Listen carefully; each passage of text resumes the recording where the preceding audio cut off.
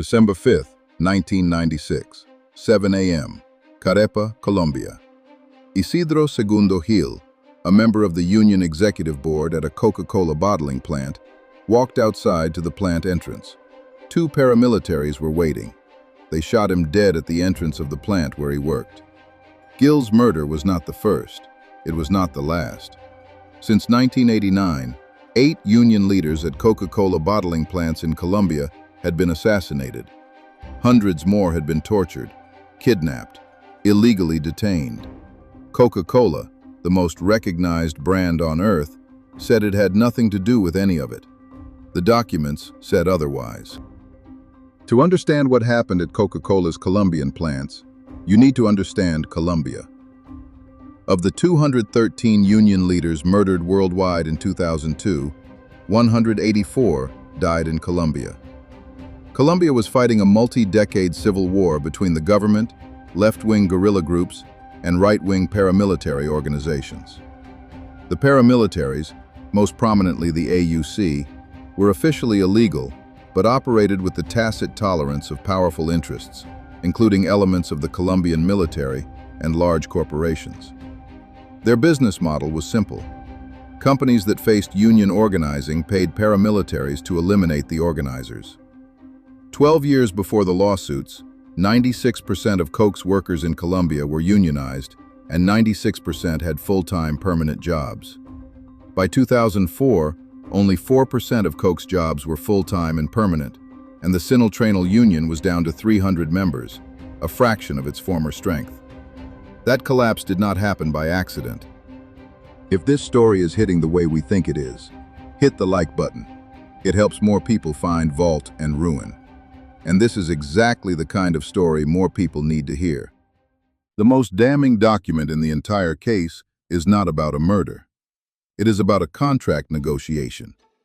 In 1996, the union, Sinaltrainal, was negotiating a new labor agreement with Bebidas y Alimentos, the Coca-Cola bottler operating the Carepa plant. The union's proposals included a provision entitled Seguro de Vida, assurance of life, which would have required Bebidas y Alimentos to provide heightened security in the plant to protect workers from assault by paramilitary forces. The plant manager flew the proposal to Bogotá to present it to the senior Coca-Cola bottler executive, Richard Kirby Keeland. Keeland personally participated in these negotiations and flatly refused the union's requests. 3 weeks later, on December 5, 1996, 2 paramilitaries arrived at the Carepa plant entrance. Isidro Gil walked outside.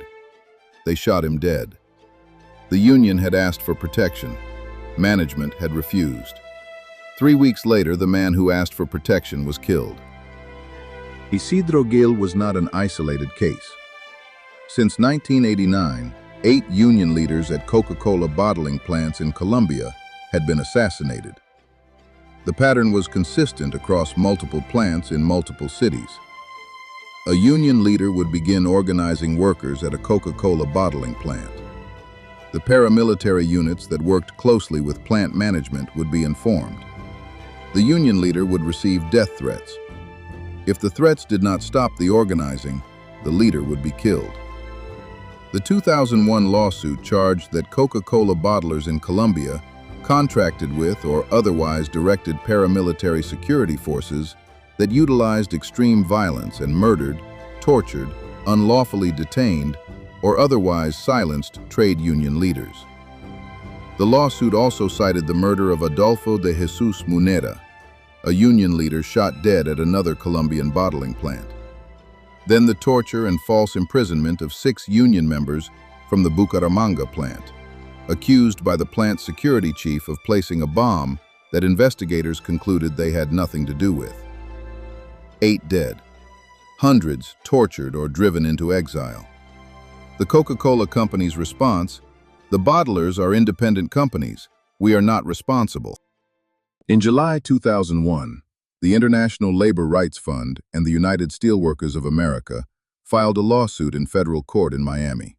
The lawsuit was brought by the Colombian union, Sinaltrainal, and 5 individuals and survivors who alleged that the companies hired contracted with or otherwise directed paramilitary security forces that murdered and tortured the leaders of Sinaltrainal. It was filed under the Alien Tort Claims Act, a 1789 law that allows American federal courts to hear cases filed by foreign nationals for violations of international law. The defendants, the Coca-Cola Company, Bebidas y Alimentos, and Pan American Beverages. Coca-Cola's defense rested on three pillars. First, the bottlers are independent companies. Coca-Cola, the parent, is not responsible for what its bottlers do. Second, Colombia is a violent country. Violence against unionists is widespread. There is no specific connection between Coca-Cola plants and paramilitary activity. Third, nothing can be proven. A federal judge dismissed the case in 2006, asserting he lacked jurisdiction because the complaints were vague. Not on the merits, on jurisdiction.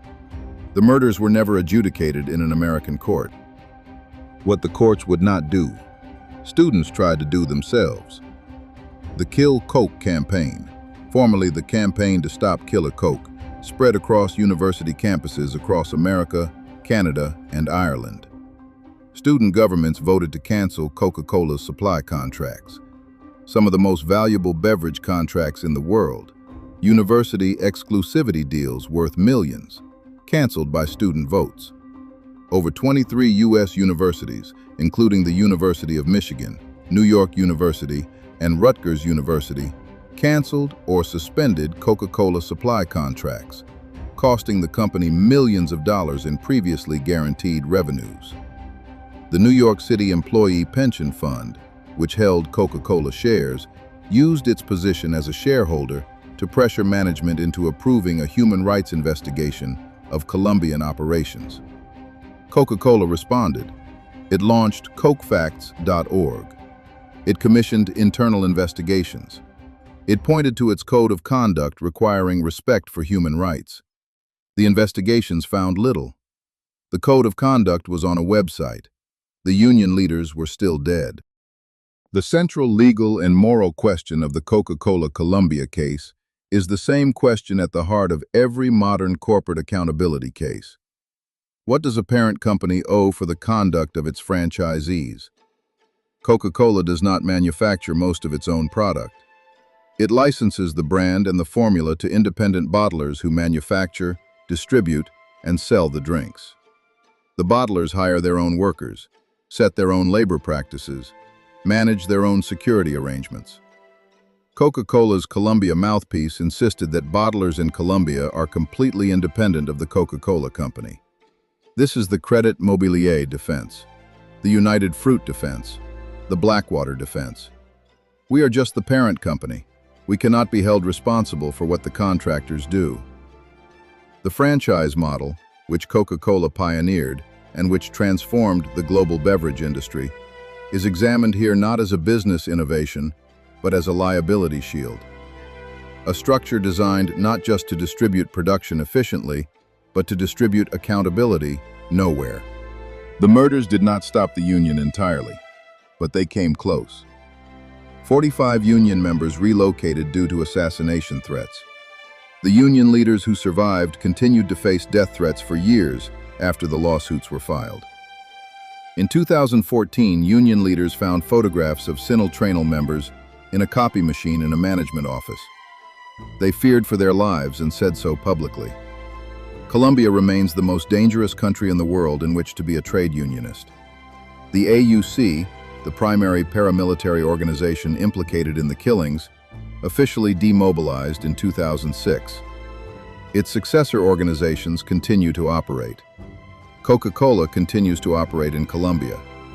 The bottlers are still independent companies. The company still has a code of conduct requiring respect for human rights.